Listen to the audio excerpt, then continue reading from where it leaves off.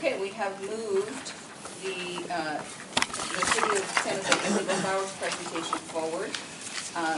We'll introduce Ryan Hewlin. We have 3 requests for public comment already. If you have public comment, please provide the form now or as soon as possible so we know how to budget our time. And again, not to squelch anyone, while we're here, where we can be timely, and for commissioners, where we can take topics offline is appreciated so that we can cover everything we've got. Thank you. With that, welcome. Please join us at the front here. So thank you, commissioners, for having me, and thanks Sabrina for reaching out and getting a schedule that met me, Hernandez, at the Illegal Fireworks Committee with this is actually a couple weeks ago. So that's with Sammy and Tina were there, and we went over a lot of information, and we thought it would be a good idea to come and give you guys the latest update. I know some of the information has been contained in some of the council memos, but nobody always peruses those and goes to all the meetings, so I wanted to come and actually share some information with you and bring you up to date. So I thought I would go ahead and start off with giving you some statistics. So that I'm Ryan Hewlin from the fire department. So I oversee the deputy director of the Bureau of Administrative Services.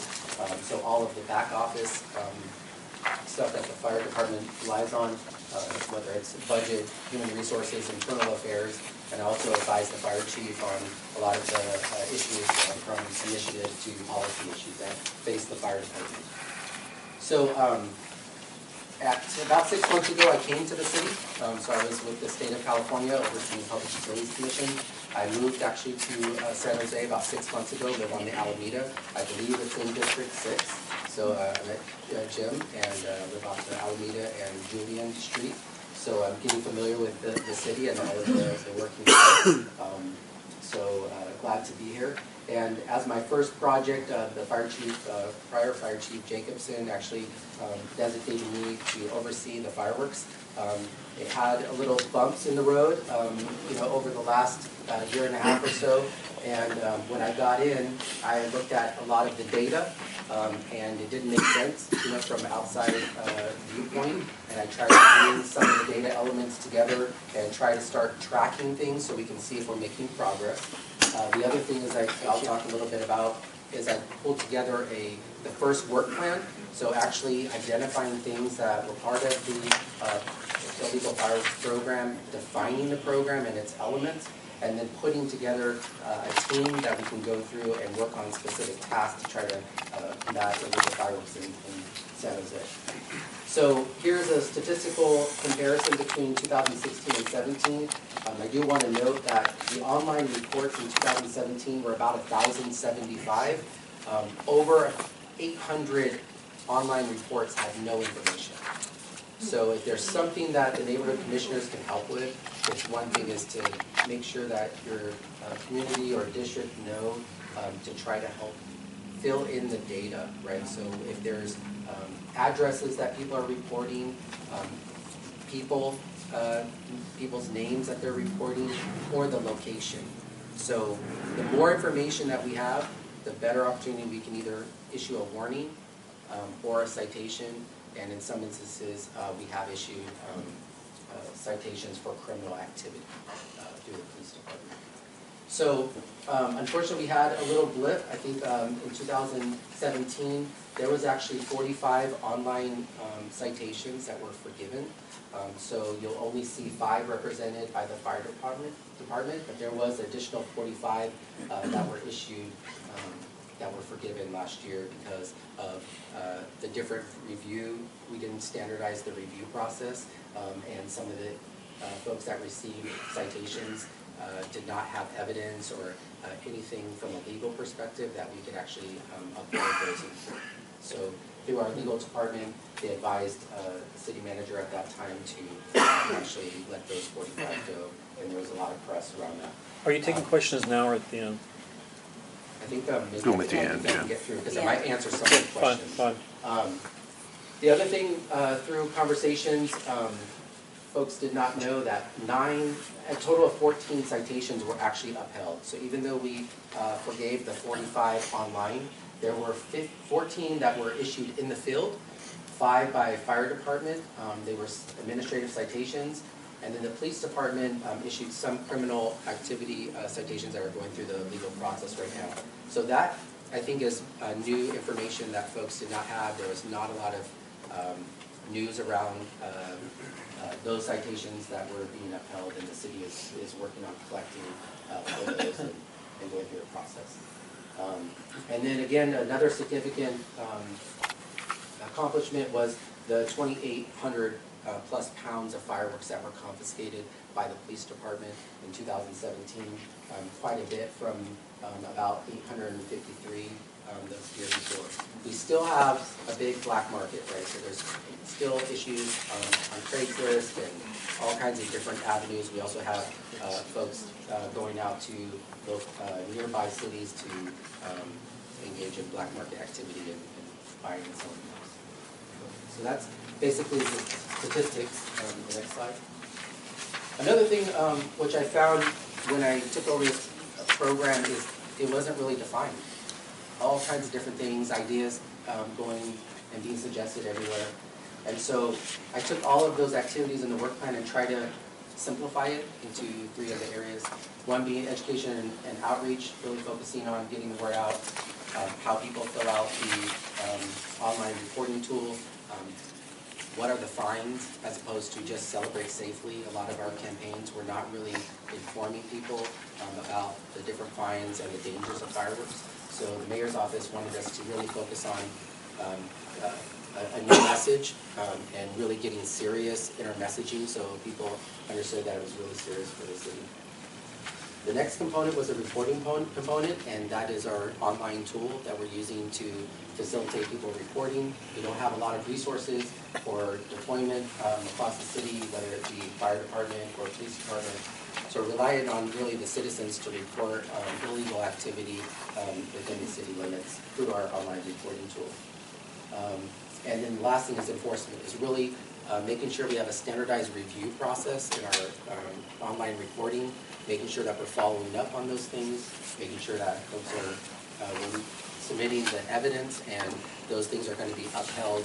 And so if we do receive an appeal on any of those, we can actually enforce and collect. So I wanted to go over a little bit about the work plan, and these are just activities that kind of make up the illegal fireworks program. We had a lot of direction from council over the last several years, one being fines and appeals. There's a lot of community issues about having to pay the $500 fine in advance of being able to appeal and have due process in those. So the staff, the City Council wanted us to evaluate 3 things, is really eliminating that requirement across the board, making an exception for just fireworks so that people would not have to pay the $500 appeal, actually fine up front in order to get an appeal.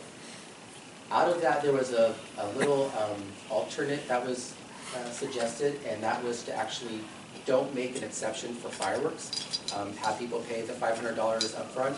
But if there was a hardship, which we allow on all of our appeal on administrative, if there was a hardship type of situation, that folks would then be able to apply for a hardship if they weren't able to pay the $500 and then be able to go through the appeal process.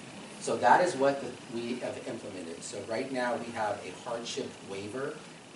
If you qualify through various income thresholds, you can apply for a hardship waiver, and we decided not to eliminate the $500 up front for those people that can afford it and stay consistent with all of our administrative processes. So that's been completed. The second one is evidence. We actually made it clear on our online reporting tool. A lot of people did not submit evidence. We have an easy way for them to attach photos and so forth. There are, I think, some still outstanding issues. You might hear from Tina later that, you know, it's hard for people to go outside and take a picture of a firework. It's a one-time event. It's late at night, midnight. I mean, there's all kinds of, I think, issues. There's movement happening.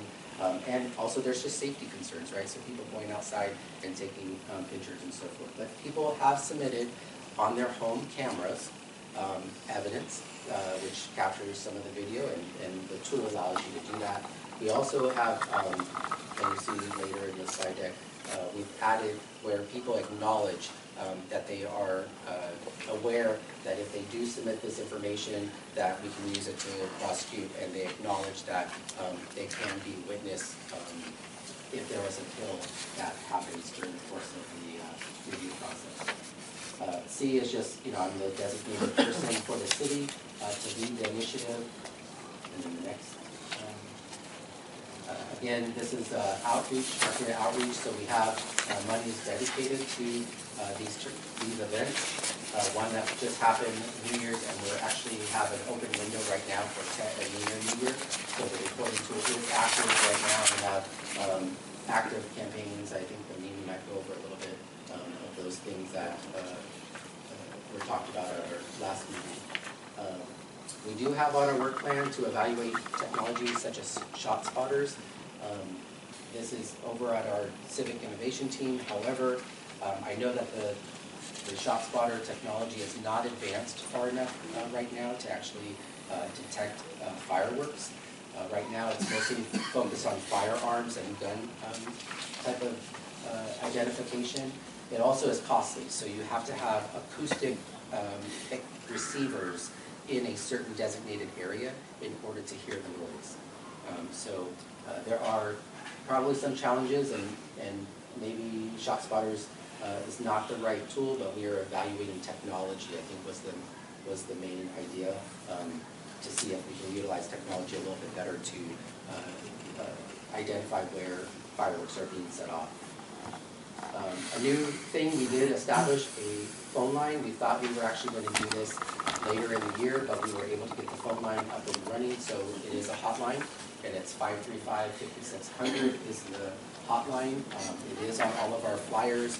I think that is new for the city, so this is for people that don't have access to internet, so they don't have a way to actually do an online form. They can call the hotline, and there will be a person 24/7 during the reporting period to take the information from them and issue the online citations.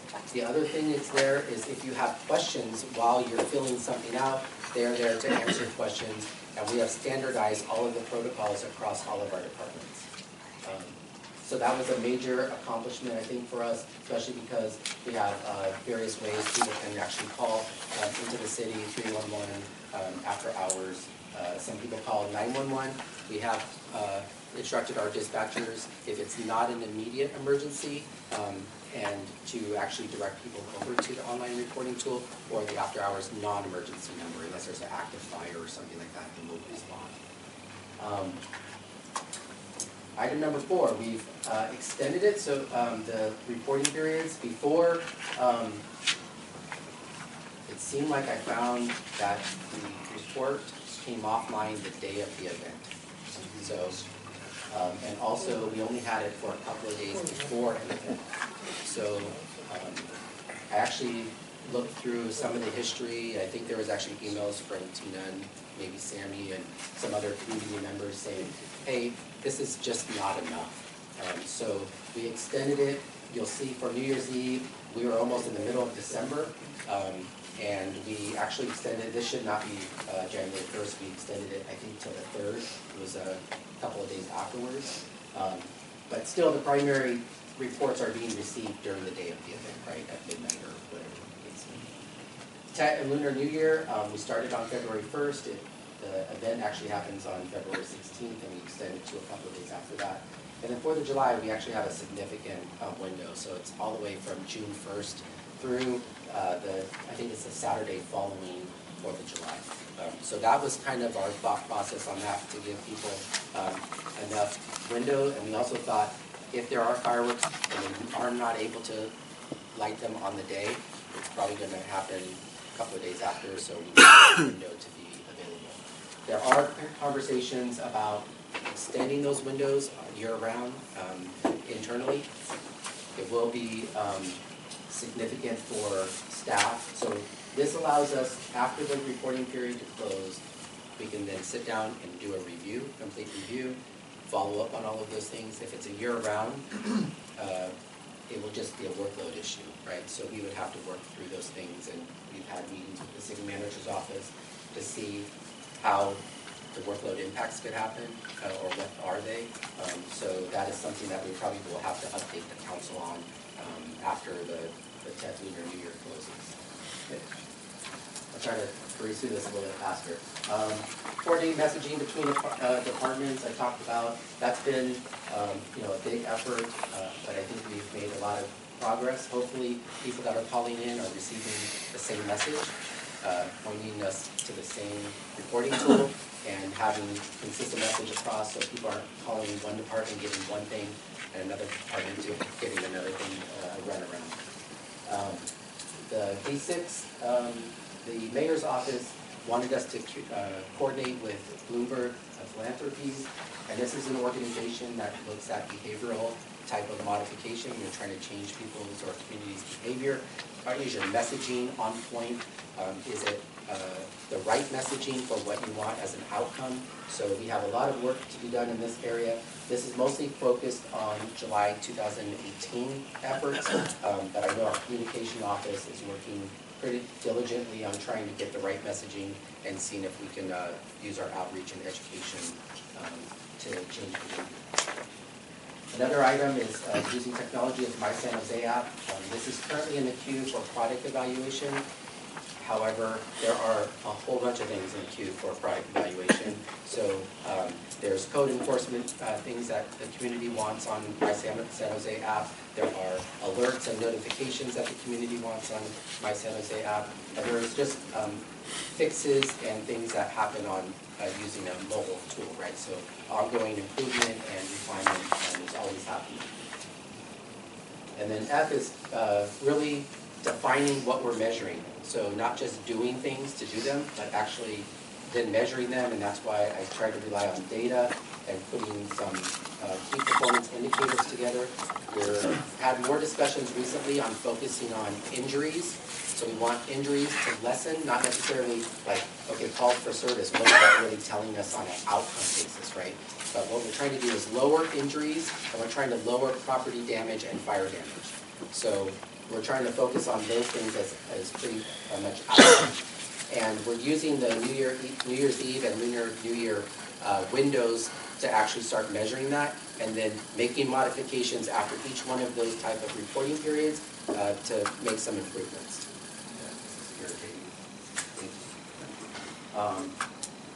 Okay, so next.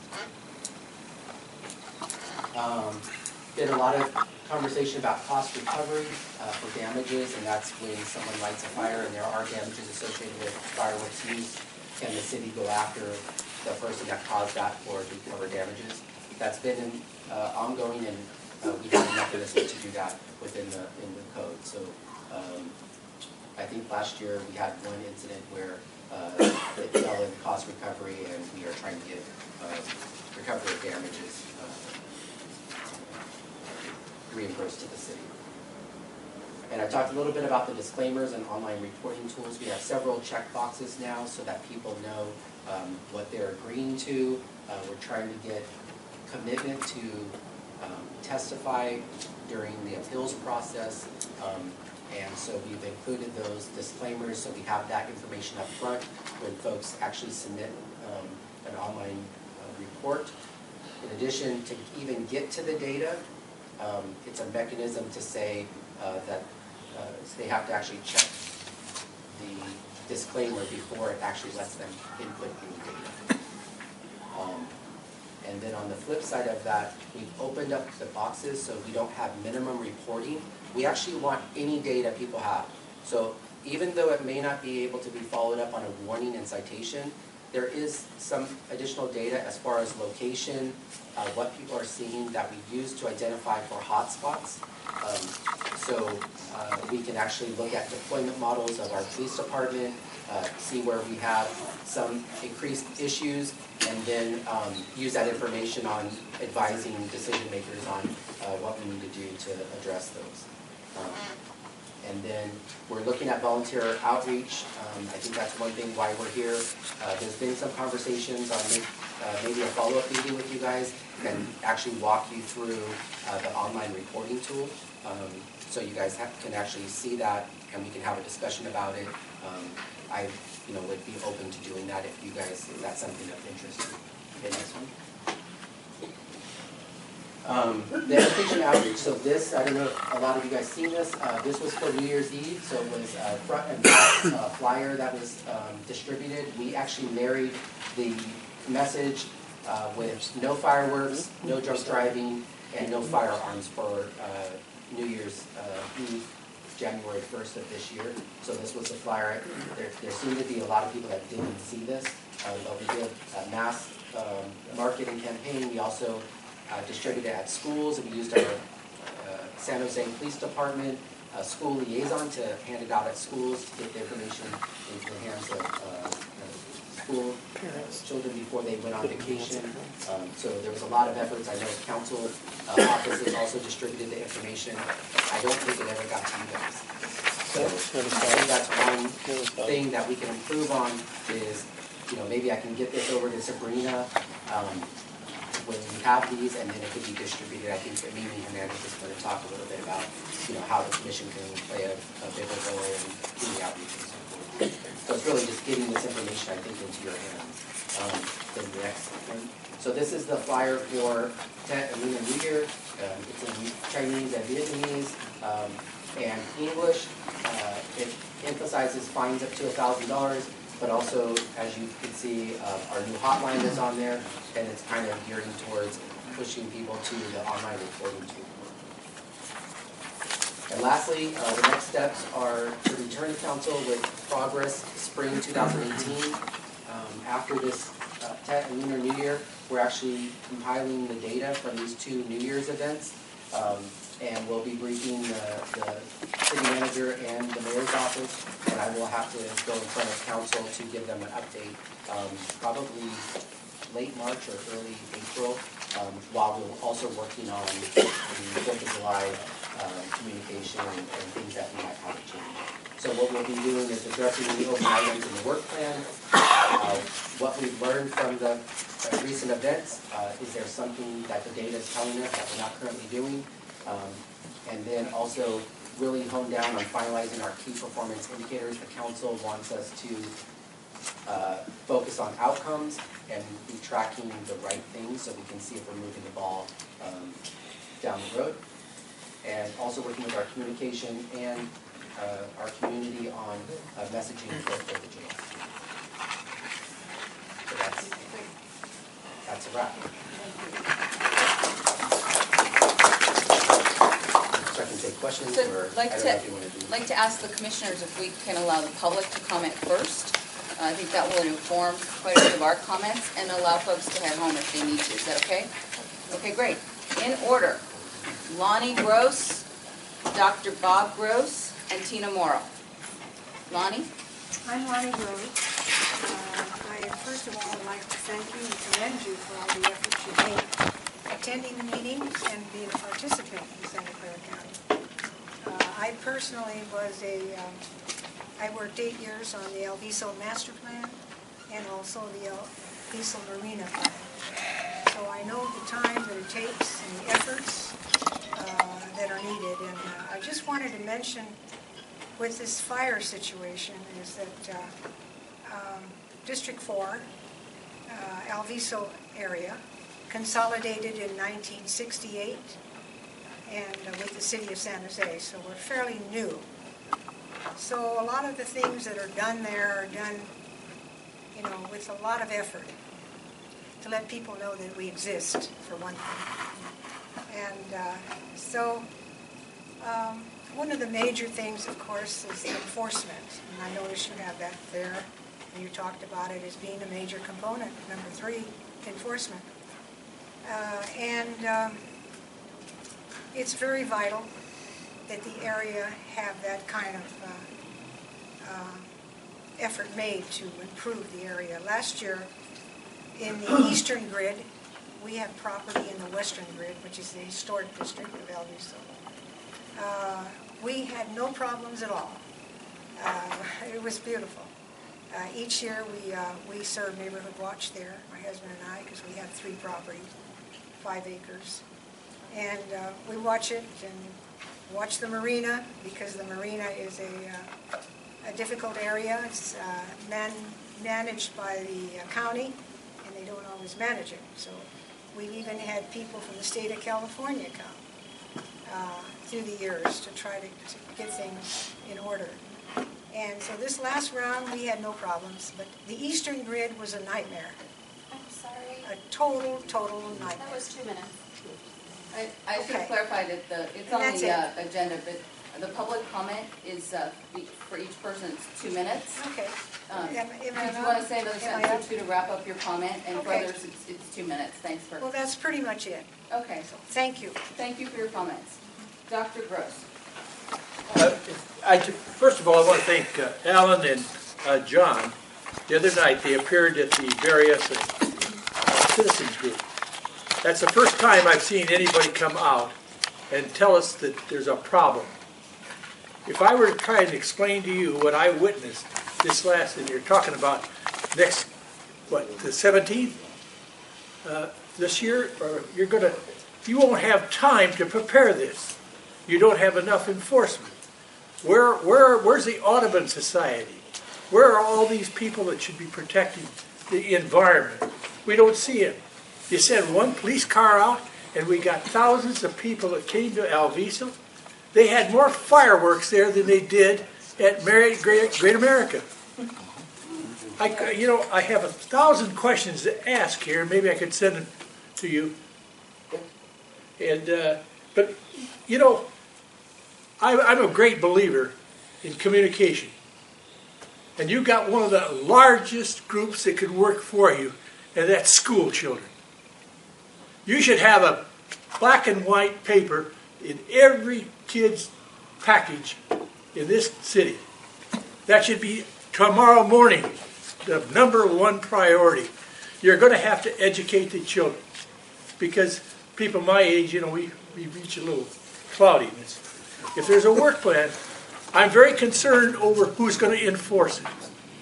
And if I see what happened again this year, it is embarrassing. A city of this size can't even man fireworks. Well, I think you got to get a little tougher, kids. That's the world. But John, I appreciate you and Alan for coming out there. But they couldn't even begin to cover it. Your education has to start yesterday. It should be in every classroom tomorrow morning. And I don't talk about a beautiful brochure, but just the real thing. Okay, well, I do have a lot here. I'd like, Yeah, and I can give you my card, and then but see, there's so many questions. There's the thing, who's bonding? How do you get a permit? Do you have a card? Thank you. Okay. I'm so sorry. We'd love to talk. We just have to move on. Well, I understand Massive that. agenda tonight. I understand it. Thank you, sir. Thank you. Tina Morrow. Hi, I'm Tina Morrow. I live in District 3. I'm going to keep this really super short after I wish you all a happy Valentine's Day. So our group, Stop Illegal Fireworks in San Jose. Sandy is one of our members. We're really happy that the city is starting to listen, has assigned Ryan, who has been awesome, really. So thank you, for being our partner. Our thing is we really want to partner with the city around the 3 buckets that they're talking about. And we think that we would be a very good mouthpiece when it comes to knowing the community as we do, because we're community members. And so that was our big thing when we met with the city manager's office. And we are really happy, we were very happy that they said, okay, you can have a seat at the table as much as possible. And what that means is, we're going to try to vet some of the ideas, or at least this is what I think it is. We're going to vet some of the ideas and maybe give some input on some of the initiatives or the messaging that goes out. And we count on you guys to also disseminate information that you hear, thanks to Leanie, who we really appreciated you being here. Awesome notes, by the way, really good. So disseminating that information, because there's only a few of us, we can't do it all, and so it's really about partnership, and it seems like things are starting to gel. So that's the good news. Boo boo. Thank you. Thank you, Tina. Great, commissioners. Commissioner Semanek. John Semanek, District 4. You mentioned several times evidence review protocols. Is that a matter of public record? So, that's a good question. I'm not really sure. And the So- reason I ask is, I think for evidence review, that's where a lot of these things fell short. Granted, they didn't fill out the forms correctly, but then it was based on hearsay, blah, blah, blah. So if it's available, I'd like to see it. I don't want to speak for on behalf of all the commissioners. I think if it is a matter of public record, maybe we could help you disseminate the contents of that to make sure that the evidence sticks. Because I think that was the issue. A lot of it didn't stick. Okay, so that's point one. Point two I want to make is, and I hear this all the time in my district and in other districts for that matter, is about year-around enforcement. And my attitude is, the tool is there, no harm, no foul, let it run.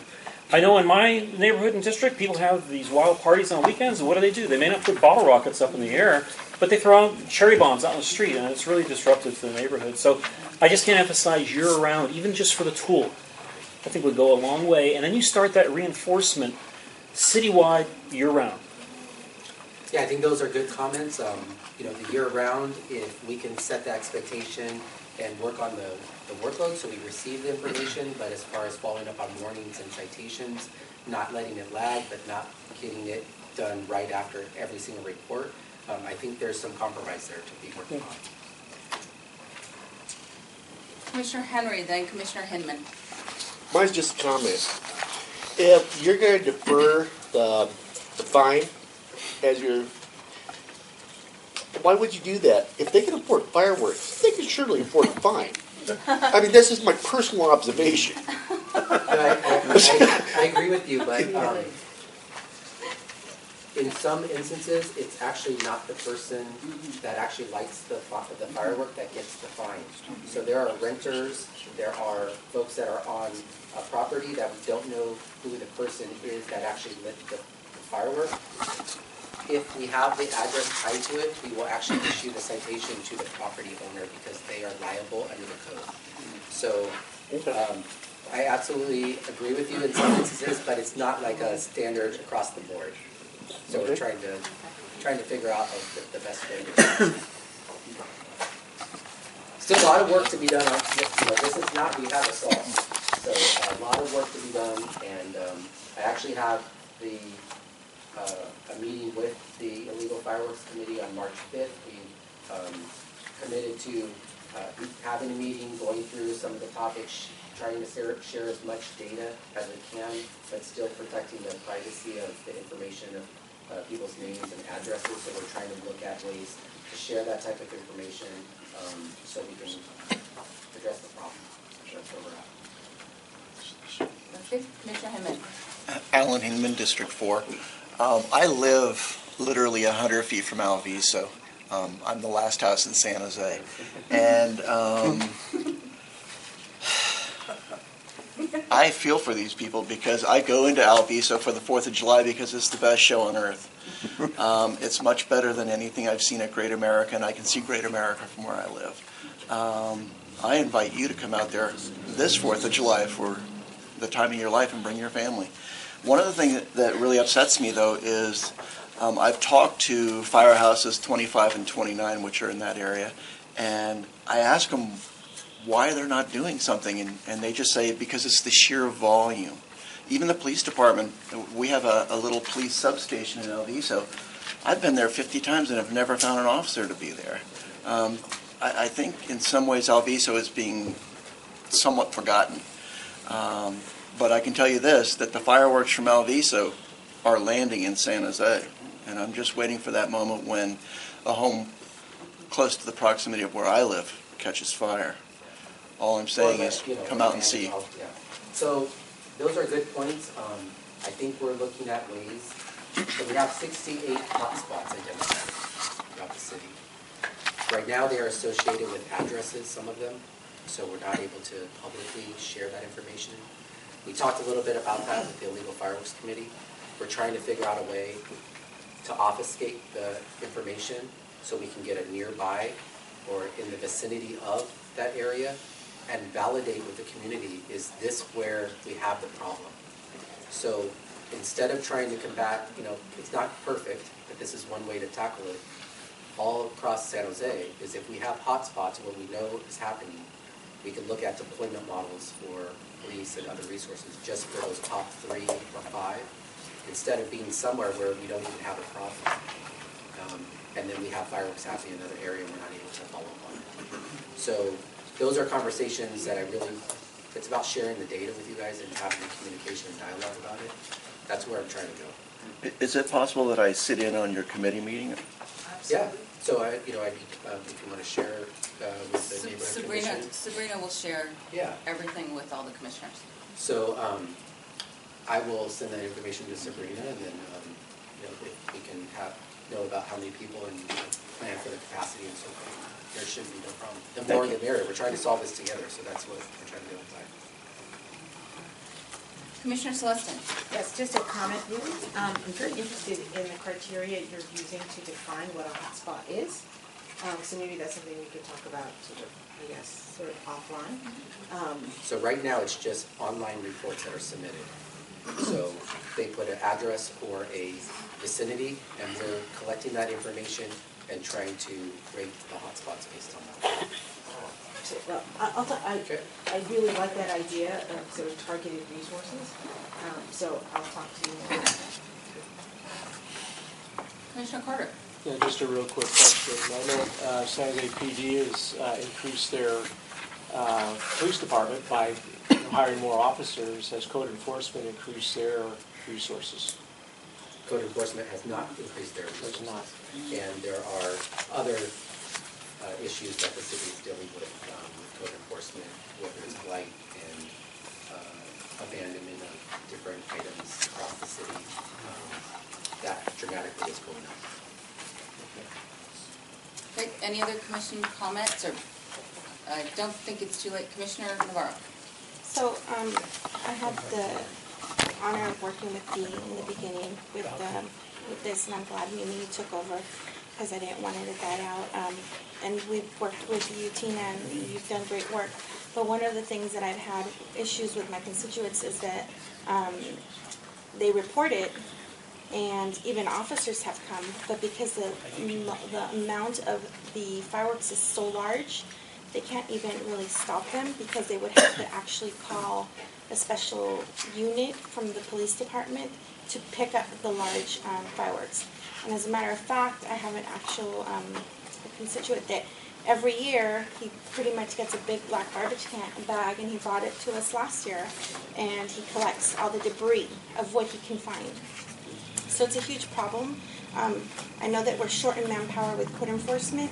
Since those days, the amount of hours is going up. Does that mean that they're going to divert their resources on those particular days to spend it more on the firework code enforcement part? Or pretty much it's up to the citizens to do 90% of the work. Even though you're doing great and we appreciate it, but I just want to make sure that that's still the case so we can tell them that it's not that there's just not enough resources and we're going to put it on our citizens to our So right now, there's not enough resources for the issue that's going on. So that's why we're trying to look at different models, different ways to actually address the issue as much as we can. Like I said, I don't have a ideal or the silver bullet. I know we have had conversations with Dave Sykes, the city manager, on police resources, seeing if we can do targeted enforcement, what options are available. So that's where we are having these meetings to try to get some ideas on what's going to work. So it's still be up to the community to do the majority of it. And then if they call them and they don't show up when they go to court, they drop the case. So no. So it's on a case-by-case basis. Okay. I want to. That's okay. I'm sorry. I'm just. You can give me a call, or you can. I think this other meeting that we're going to have is a more targeted conversation. Perfect. So it may be worthwhile to. Great. Great, Director Doolin, thank you very much Thank you for guys for taking having the me. time with us tonight. Thank you to members of the public who came out. Thank you. Stop illegal fireworks. Great. All right, time check. It's 7:14, and just to go through what we're going to cover, I'm just going to let us focus on being succinct because we're covering champions, ad hoc process, caucus process, which is a meaty subject, bylaws, ICOC charter, fostering neighborhood associations, Commissioner Henry has a date from a council member. If we don't get to this item, he can't do that presentation. And budget letter preparation. So, moving on. Can I make a suggestion? Commissioner That may be like a 2-minute, here's the date. Can we push that to the front? Let's, There's a little more than that. it's a little more than that. all right. Yeah. No, it's a great idea, but it's a little more than that. So let's just be super brief and super intentional.